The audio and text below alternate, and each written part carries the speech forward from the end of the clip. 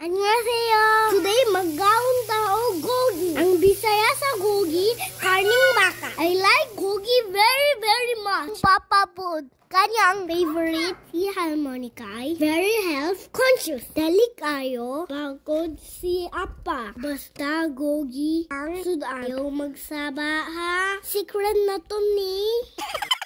Lami kayo mga gulay. Ikan ni sa garden, Harmonia, Haraboji. Utom na kayo ka. Excited ko magkaon. Ikapoy na daw si Summer mag-voice over, so ako na pud ang mag-take over. Karon tudloan mo ni Haraboji unsaon pag first magkuha ng mga daghang dahon, tapos ibutang ninyo ang karne, ang tanan, anything kana mura og unsa na bean paste, tapos tanan nga sudan butang niyo dira.